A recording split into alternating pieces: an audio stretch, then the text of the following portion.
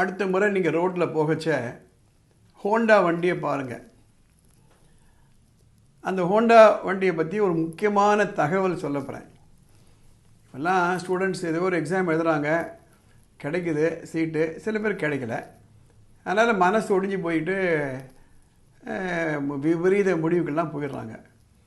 இந்த ஹோண்டா காருக்கு பின்னால் இருக்கக்கூடிய சரித்திரத்தை உங்களுக்கு சொல்ல போகிறேன். Let us see the struggle Honda owner went through. Honda உடைய ஓனர் சாய்ச்சரா ஹோண்டா, அவர் ஒரு சாதாரண விவசாய குடும்பத்தில் பிறக்கிறாரு. அவங்க அப்பா தொழிலுக்கு வானா எனக்கு நானாக எதாவது பண்ணிக்கிறேன்னு ஒரு சாதாரண ஒர்க் ஷாப்பில் ஒர்க் பண்ணுறார். அவர் பள்ளிக்கூடத்தில் படிக்கும்பொழுதே அவருக்கு ரொம்ப நாளாக ஒரு ஆசை, சொந்தமாக ஒரு தொழில் துவங்கணும் அப்படின்ட்டு. என்ன யோசனை பண்ணுறாரு? He wanted to start a piston ring factory. உங்களுக்கு தெரியும், கார்லாம் பிஸ்டன் ரிங் ஒன்று இருக்கும்.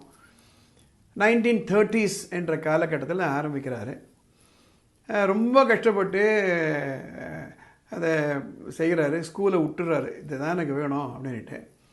ரொம்ப கஷ்டப்பட்டு ஒரு பிஸ்டன் ரிங் சாம்பிள் எடுத்துகிட்டு போயிட்டு, அவருக்கு என்ன ஆசைன்னா டொயோட்டா கம்பெனி கொண்டு போயிட்டு அந்த பிஸ்டன் ரிங்கை விற்கணும், அதுதான் அவருடைய குறிக்கோள். ஸோ கஷ்டப்பட்டு ஒரு ஃபஸ்ட் மாடல் பண்ணுறாரு, கொண்டு போய் டொயோட்டாவில் கொடுக்குறாரு. அவங்க ரிஜெக்ட் பண்ணிடுறாங்க, இது சரிப்பட்டு வராதுன்னுறாரு. திரும்பி அவர் படித்த பள்ளிக்கூடத்துக்கே வராரு, எல்லோரும் சிரிக்கிறாங்க அவரை பார்த்து. ஆனால் அந்த கேலியை அவர் பெரிய பொருட்டை எடுத்துக்கல. அவர் ரொம்ப மனத்தென்மையோடு இருக்கார், நான் வெற்றி அடைந்தே தீருவேன். அதுக்கப்புறம் ஒரு சின்ன ஒர்க் ஷாப் ஆரம்பிக்கார் 1938. எங்கெங்கேருந்தோ ஸ்டீல் எல்லாம் வாங்கி ஆரம்பிக்கிறாரு, மிஷின்லாம் ஏதோ பண்ணி போடுறாரு. அந்த சமயத்தில் ஒரு 2 வருஷம் கழித்து உலக யுத்தம் ஆரம்பிச்சிடுது. எல்லா இடத்தையும் விட்டுட்டு இவர் ஃபேக்ட்ரி மேலே 2 பாம்பு விழுது. போச்சு, என்ன செய்யலாம்? சரி, அதையும் ஏற்றுக்கிட்டு மறுபடியும் ஃபேக்ட்ரி செட்டப் பண்ணுறாரு. ஆனால் ஸ்டீல் கிடைக்கல இந்த உலக யுத்தம் வந்ததுனால. சரி, யோசனை பண்ணுறாரு, சரி என்ன செய்யலாம்? அப்போது பெட்ரோல் தட்டுப்பாடு வருது. சரி, இந்த சிச்சுவேஷன் நமக்கு சாதகமாக யூஸ் பண்ணிக்கலாம் அப்படின்ட்டு ஒரு சைக்கிள்லேயே மோட்டரை ஃபிக்ஸ் பண்ணி அதை மோட்டர் சைக்கிள் விற்கக்கூடாது, ஏன்னா காரில் போகிறவங்களுக்கெல்லாம் பெட்ரோல் கிடைக்கிறது. அதனால் என்ன பண்ணுறாரு, 18,000 சைக்கிள் ஷாப் ஓனருக்கு லெட்டர் எழுதுறாரு. நீங்கள் ஒரு அட்வான்ஸ் கொடுங்க, நான் சைக்கிளில் மோட்டரை ஃபிக்ஸ் பண்ணி கொடுக்குறேன் அப்படின்ட்டு கொடுக்குறாரு. அப்போவே 18,000 பேருக்கு லெட்டர் எழுதியிருக்காருன்னா பாருங்கள், எலக்ட்ரானிக் மீடியா கிடையாது, எழுதுறாரு.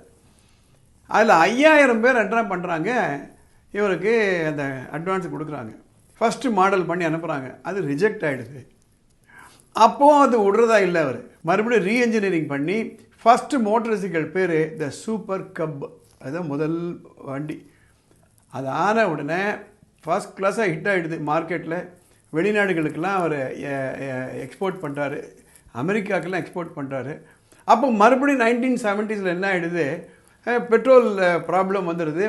இப்போ என்ன பண்ணுறாங்க, கார் பெரிய பெரிய காரெல்லாம் வேலைக்கு ஆகாது அப்படின்னு எல்லாம் பார்த்துட்டு இருக்கும்போது ஹோண்டா என்ன பண்ணி ஸ்மால் கார் மேனுஃபேக்சர் பண்ணி விற்கிறாரு. இன்றைக்கி ஹோண்டா கம்பெனி மொத்த டேர்ன் ஓவர் $142 பில்லியன். 1 பில்லியன் என்பது 100 கோடி ரூபாய். இப்போது ஹோண்டாவில் 1,00,000 பேருக்கு மேலே ஒர்க் பண்ணுறாங்க. இதுதான் சோய்ச்சரா ஹோண்டா அவருடைய உண்மையான கதை. சரி, அவர் எதை பார்த்து இது மாதிரி செஞ்சுருப்பாருன்னு எனக்கு தோணுது, திருக்குறள் அவர் படிச்சிருப்பான்னு தோணுது. என்னடா அது திருக்குறள் இங்கே இப்படி கொண்டு நுழைக்கிறீங்கன்னா பாருங்கள், வினைத்திட்பம் என்ற அதிகாரம் 67 முதல் குறளே, வினைத்திட்பம் என்பது ஒருவன் மனத்திட்பம் மற்ற எல்லாம் பிற. திரு சேயோன் அவர்களுடைய பொருள், ஒரு செயலின் நெளிவு சுழிவு அறிந்து மன உறுதியுடன் செய்வதாகிய வினைத்திட்பம் என்பது ஒருவனின் மன வலிமையே. மற்ற அனைத்துமே மன வலிமைக்கு பிறகுதான்.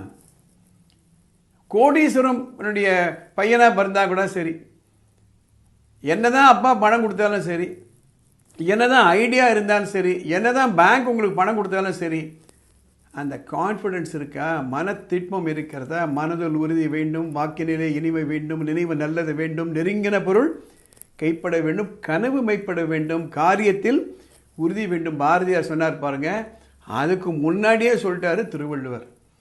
உங்கள் குழந்தைகளை உட்கார வச்சு இந்த குறள், வினைத்திட்பம் என்பது ஒருவன் மனத்திட்பம், மற்ற இதெல்லாம் பிற.